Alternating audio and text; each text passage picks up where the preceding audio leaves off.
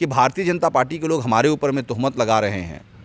अपने घर में देखे ना, अगर उनको लग रहा है कि कुर्नी जीत जाएंगे तो बुला लेना अपने दिल्ली से आला कमान को। दिल्ली में एमसीडी का चुनाव होना होता है तो कैसे अमित शाह जी गली गली घूमते हैं पंपलेट बांटते हुए, बुला ले कुर्नी में, कुर्नी की जनता बता देगी।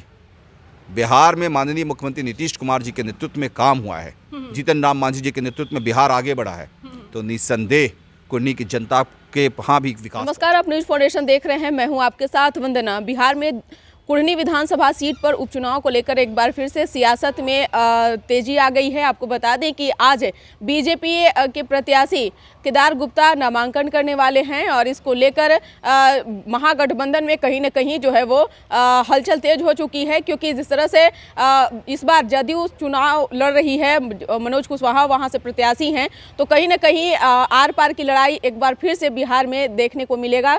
हमारे साथ बात करने के लिए हैं हम पार्टी के राष्ट्रीय प्रवक्ता और राष्ट्रीय महासचिव दानिश रिजवान जी। कैसे देख रहे हैं जो उपचुनाव होना है, दोनों प्रत्याशियों के बीच जो आपसी जो तकरार है उसको आप कैसे देख रहे हैं? देखिए, इसमें कहीं कोई तकरार नहीं है, सीधे तौर पे ये सीट हम जीतेंगे। बिहार में हम लोगों ने काम किया है और काम का परिणाम है कि हम सीट जीतेंगे। रही बात भारतीय जनता पार्टी ने किसे उम्मीदवार बनाया है, मैं भारतीय जनता पार्टी के नेताओं से आग्रह करता हूँ कि प्रधानमंत्री नरेंद्र मोदी जी को भी उतार दीजिए चुनाव प्रचार में, जीत महागठबंधन के कैंडिडेट की होगी। लेकिन बीजेपी का तो दावा है कि महागठबंधन में जिस तरह से आपस में ही अनबन चल रही है, ऐसे में आप लोगों को देखिए कोई अनबन नहीं है। किसने कहा? आरजेडी की सीट से थी, जेडीयू के नेताओं को दे दी गई, आरजेडी के नेता ने घोषणा किया कि हम अपनी सीट जेडीयू को दे रहे हैं, तो इसमें वाद विवाद कहाँ? किसी ने कुछ बोला है क्या? और सबसे महत्वपूर्ण बात यह है कि भारतीय जनता पार्टी के लोग हमारे ऊपर में तोहमत लगा रहे हैं। अपने घर में देखे ना, अगर उनको लग रहा है कि कुर्नी जीत जाएंगे तो बुला लेना अपने दिल्ली से आला कमान को। दिल्ली में एमसीडी का चुनाव होना होता है तो कैसे अमित शाह जी गली गली घूमते हैं पंपलेट बांटते हुए, बुला ले कुर्नी में, कुर्नी की जनता बता देगी। बिहार में माननीय मुख्यमंत्री नीतीश कुमार जी के नेतृत्व में काम हुआ है, जीतन राम मांझी जी के नेतृत्व में बिहार आगे बढ़ा है, तो निस्संदेह कुर्नी की जनता के वहाँ भी विकास पहुँचा है।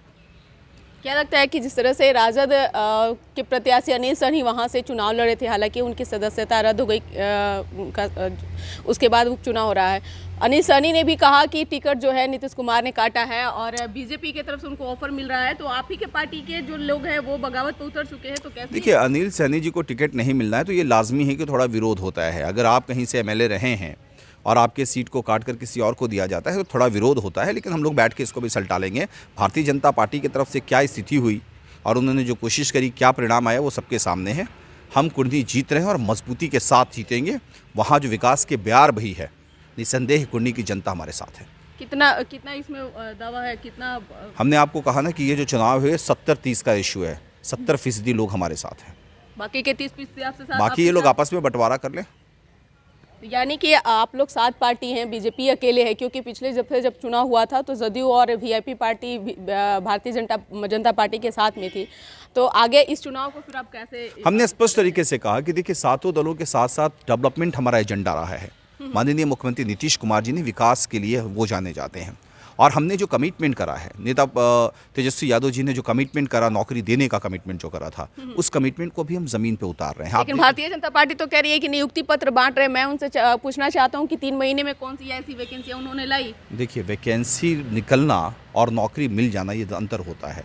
कई एक ऐसी वैकेंसीज हैं कि 2012 से रिक्रूटमेंट नहीं हो रहा था और अभी हम लोगों ने नौकरी देना शुरू किया है, तो ये आप नहीं कह सकते। देखिए, नरेंद्र मोदी जी ने तो 2013 और 14 में क्या कहा था पूरे देश में घूम घूम के कि हर साल 2 करोड़ बेरोजगारों को रोजगार देंगे।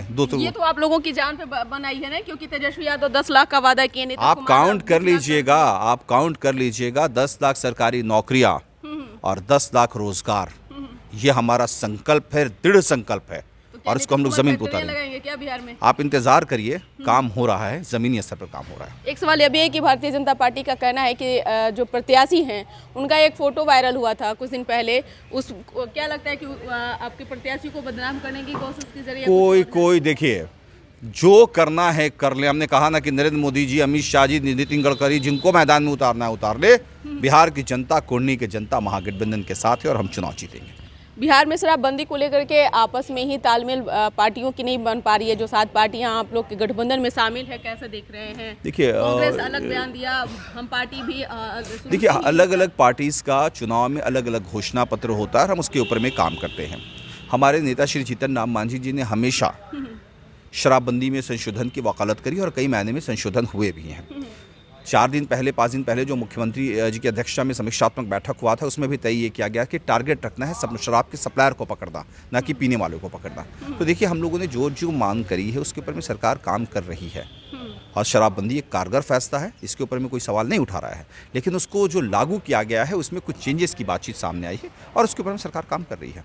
यानी कि फिर उसमें संशोधन होगा? निस्संदेह संशोधन होगा। बहुत बहुत शुक्रिया। तो आप सुन रहे थे क्या कुछ कहना था दानिश रिजवान का, जो हम पार्टी के राष्ट्रीय महासचिव हैं। साफ तौर से इन्होंने दावा किया है कि कुर्नी विधानसभा सीट पर जो उपचुनाव हो रहा है और उस सीट जो है हमारे ही खाते में रहेगी, बीजेपी के खाते में नहीं जाएगी। लेकिन यह तो भविष्य के गर्भ में है, क्योंकि जिस तरह से 2 सीटों पर उपचुनाव हुए, परिणाम सामने आए, ऐसे में यह कह देना कहीं से न कहीं से यह उचित नहीं है। इसकर बस इतना ही। बने रहिए न्यूज़ फाउंडेशन के साथ। तब तक के हमारे चैनल को सब्सक्राइब नहीं किए हैं तो कर लीजिए। धन्यवाद।